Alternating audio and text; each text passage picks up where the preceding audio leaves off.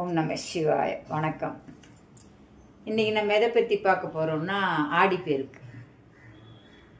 தொன்றுட்ட காலம் முதல் நம்ம முன்னோர்கள்லாம் ஆடிப்பெருக்கு அப்படின்ற ஒரு பண்டிகையை கொண்டாடிட்டு தான் இருக்காங்க. ஆடி பட்டம் தேடி விதை, அந்த அன்னைக்கு விதைகள் தூவாங்க, நல்ல ஒரு விளைச்சல் வரும் அப்படின்னு அது மாதிரி பண்ணுவாங்க. ஆடி மாதம்னால பொதுவாக நாம் எல்லோரும் கடவுளை அம்மன் வணங்குவோம். அதெல்லாம் ஓகே தான். ஆடிப்பட்டம் தேடி விதை, ஆடிப்பெருக்குன்னா அன்னைக்கு பூஜைலாம் பண்ணுறது எல்லாமே. ஏன்னா நதிகளுக்கெல்லாம் கூட பூஜை பண்ணுவாங்க, இதெல்லாமே நடக்கும். ஆனால் புதுசாக ஆடிப்பெருக்கு அன்னைக்கு இதை வாங்கினீங்கன்னா செல்வம் சேரும். ஆடிப்பெருக்கு அன்னைக்கு நீங்கள் நகை வாங்கினீங்கன்னா நகை சேரும். ஆடிப்பெருக்கு அன்னைக்கு நீங்கள் வேறு ஏதாவது வெள்ளி வாங்கினா வெள்ளி சேரும், தங்கம் வாங்கினா தங்கம் சேரும். இந்த மாதிரி எல்லாம் இப்போ புதுசாக ஒரு சேனலில் ஒரு பண்டிகை வரக்கூடாது, ஒரு நல்ல நாள் வரக்கூடாது, உடனே அதை பற்றி அன்னைக்கு வாங்குங்க, தவற விட்டுறாதீங்க.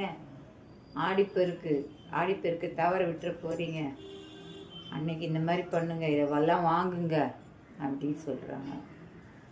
வாங்க முடிஞ்சவங்க வாங்குறாங்கங்க, வாங்க முடியாதவங்க எத்தனை பேர் இருக்கும் இல்லைங்களா? நம்ம எல்லோரும் ஆடிப்பெருக்கு அன்னைக்கு போய் வாங்கிட்டு இருக்க முடியுமா? சொல்லுங்கள். ஆடிப்பெருக்கு அன்னைக்கு சுவாமியை வணங்கணும், அம்பாளை வணங்கணும் அப்படின்னு சொல்கிறாங்க. நல்லது தான்.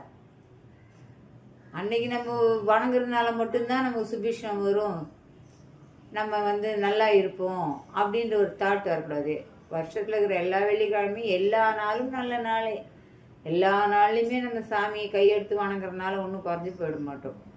ஆனால் ஒரு பண்டிகைக்கும் ஸ்பெசிஃபிக்காக இவங்க சொல்லிக்கிட்டே இருக்கிறதுனால மக்கள் என்ன பண்ணுறாங்க, எல்லா பண்டிகையுமே டென்ஷன் பண்ணியிருக்காங்க.